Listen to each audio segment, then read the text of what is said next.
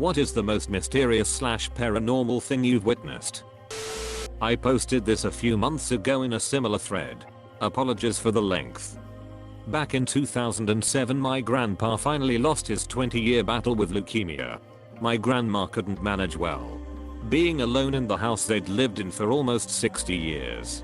We moved my grandma into an assisted living residence a few months later, and for insurance reasons, vacant property, my parents asked me if I'd like to move into the house so that I could watch the house, and also to move out and not live at home. I said absolutely. I remember, right after he passed away, strange things started happening. The portrait we had of him in the living room fell off its hook. Picture frames containing pictures of him flipped onto their front during the night. I didn't mind though, because I thought my grandma was making it up. Before I moved in, my family got a big dumpster so we could clean some of the clutter out of the house. Since we'd spend most of the day cleaning, and it was summer, we'd bring the family dog with us. My grandpa loved our dog dearly, but since he passed, my dog wouldn't go down to the basement anymore, where my grandpa spent most of his time in his office. She refused to go into the basement at all, and barked at the stairway a few times. This was weird. Since our dog almost never barked, it finally made me think he's here. I moved in shortly after. While I lived there, things went missing all the time. I had bought a new lock set to change the back door lock, brought it home, and put it in the cupboard to tackle on the weekend. Few days later I go to change the lock, and it's gone. After a week of looking around I finally found it in the trunk of my uncle's old BMW 2002 which he stored in the garage. I happened to be looking at the car. My grandpa was always a prankster, so I almost came to expect these occurrences. He used to wake up at 5:30 every morning to listen to the early news on the radio in the kitchen. I'd wake up some mornings and the radio would be on. I often heard typewriter noises coming from his office in the basement. It became comforting. I found myself talking to my grandpa out loud, having conversations with him. I missed him. After about 6 months, suddenly I wasn't hearing any noises anymore. Nothing was going missing. The radio wasn't turning on at 5:30. I shrugged it off for a few days, but it started to worry me. I went back to my parents and grabbed the dog, brought her back. She was apprehensive at first, but she entered the house. There was an issue though. Every time she'd been over since my grandpa died, as I mentioned earlier, she refused to go downstairs. This time though, she went downstairs and went right to his office. Nothing was any different about the office, but she wasn't barking. She wasn't pacing. She wasn't doing anything. That was when I realized he was gone. I broke down. Suddenly I felt incredibly alone. Even though it had been about 8 months since he died, it was the first time I felt like he was gone. Edit. Thanks for all the kind words everyone. I'm grateful for what I was able to experience in that house while I lived there. Edit 2. This has blown up way more than I'd expected. Thanks for the gold. Just to clarify, this all happened in 2008. I appreciate all of the very kind PMs offering to talk if I need it. I've long since grieved, and I'm quite okay. But appreciate all of your offers nonetheless. To those who think I made this up, there's really no way for me to prove that I didn't. Whether you believe me or not, doesn't matter to me. If any of you knew me personally, I'm one of the least capable creative writers I know. I seriously couldn't make this stuff up. Scariest moment of my life happened while my friend and I were camping in eastern Canada as teenagers. We decided to sleep in this abandoned camper we found deep in a large forest that was near our town. It had been there so long that small trees had grown around it. We'd stumbled across it when we were exploring a few months back and thought it would be cool and brave to sleep there for a night. So one weekend we did it. We arrived after dark because we had gotten lost trying to find the camper. We had a really low power flashlight, so it made it even more difficult. Once we finally found it, we opened the rusty door and stepped in. The sounds inside the camper were shrill and joy. There were typical camper things strewn about. Cups, empty cans, swollen Pulp Fiction novels, Already tired, we holed up in one end of the camper, where the bed area had originally been before the cushions had rotted away to almost nothing. A long hallway stretched the length of the camper, so we could basically see from end to end. It was a miserable night. There were several rats living in there. I saw them staring at us from a chewed out part of the ceiling. When the wind blew outside, the camper would shriek and groan. We even thought we heard a bear outside too, walking around. Still, we feigned bravery and acted like we were having a good time. But we were on edge. At some point I woke up from an uncomfortable sleep. I sat up to adjust myself when I noticed some movement out of the corner of my eye. At the other end of the camper, there was a small window, and as I looked at it, I saw a man's silhouette. He was clearly staring straight at me from outside. At first I thought maybe it was a weird shape of a tree or something. But when I moved a bit to get a better look, the person clearly reacted and then froze. My heart was pumping, and I woke up my friend immediately, saying someone is here over and over and over in a whisper, not taking my eyes off his profile. He woke up immediately, and I nodded towards the window. He saw him too. We whispered frantically about who it could be, and why was he staring at us.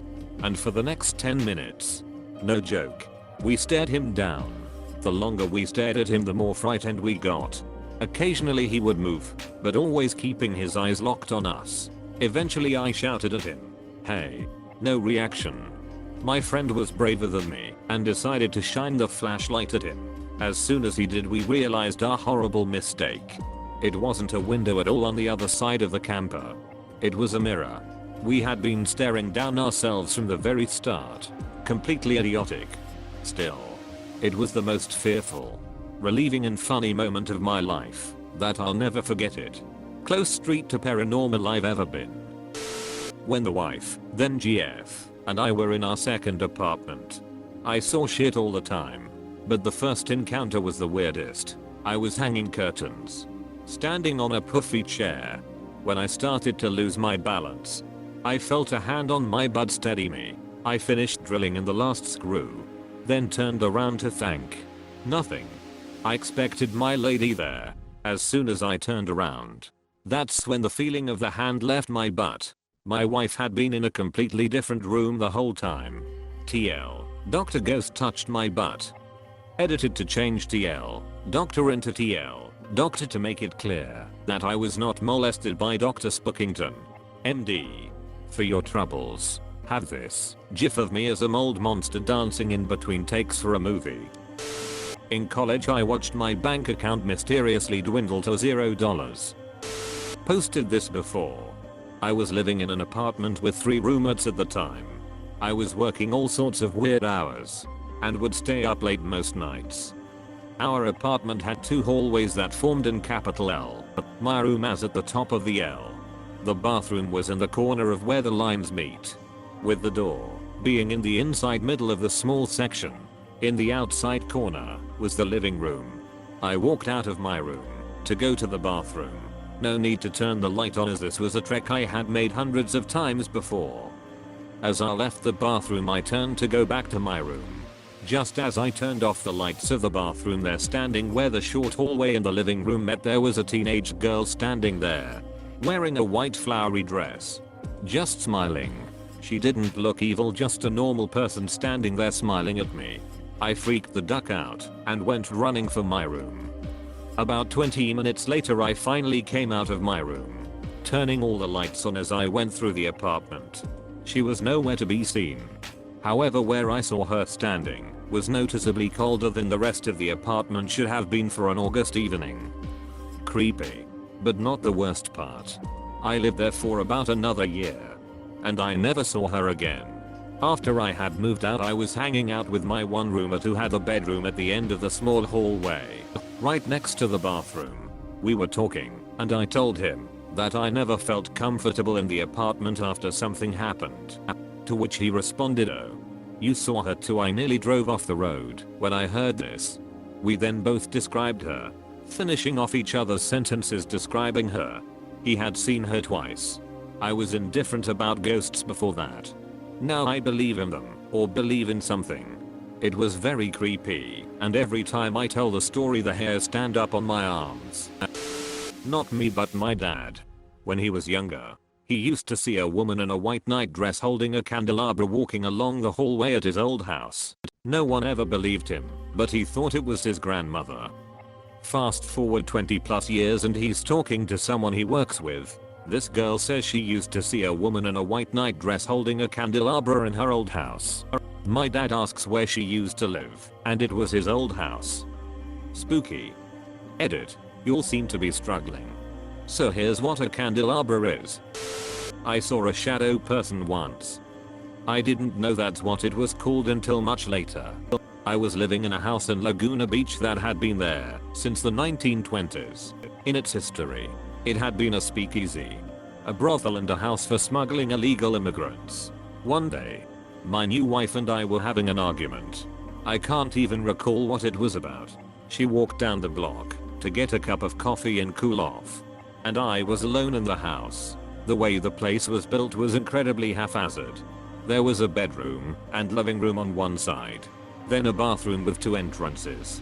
On the other side of the bathroom was a hallway that had windows in one side and 2 bedrooms on the other. From my bedroom, I could look across the hall into the bathroom. Then through the bathroom and down the other hall. I was standing at my dresser. And I just noticed movement out the corner of my eye. And looked down there. There was. And honest to God, this gives me goosebumps just typing it. 17 years later. A black figure. It was maybe 3 feet tall. And it was only vaguely humanoid. It looked like black scribbles. Like someone had scribbled a human shape. But the scribbles moved. Like electricity arcing. That's the best way to describe it. There was no sound that I could remember. I distinctly remember when I saw it I wasn't afraid. Just like WTF. Then it noticed me looking at it. I can't say it turned around. It just focused on me, I guess. Then I was scared. I didn't move. Didn't scream. Nothing. I was just frozen. Because it just ducking came at me. It rushed down the hall towards me. I have no idea what it intended. But as soon as it entered the bathroom, the door closest to me just slammed shut on it. I screamed. I yelled for my wife. She wasn't home. I went the duck outside. Into the daylight. And didn't go back in until she got home about 10 minutes later. I don't believe in ghosts. I don't believe I saw something supernatural. But I know I saw something. I don't know what it was. Edit. Not giving out personal info because I haven't lived there in almost 20 years. But if you're ever in Laguna, check out the blue, ramshackle apartments down the street from Whole Foods and Cafes Inc. The place with the ivy covers gate. Second edit. My wife reminded me that I did not in fact run outside. She found me still standing at the dresser, with a shirt on but no pants. Third edit. Because people were having a hard time visualizing the layout of the apartment, it was very rundown. At one point, the floor under our clawfoot bathtub rotted out and cracked through the floor. While I was in it, disconcerting, I drew this. I am clearly no draftsman. One more edit. Wow. It's amazing how universal this shit is. We need to start some sort of support group. Last edit. Seriously. I need to stop thinking about this shit. Thanks for the gold. My first in 2 years here. Also, to all the other people who've seen similar things. We're all shadow brothers now. Gonna spend tomorrow tagging you all. Thank you for watching. Like, share and check out other videos.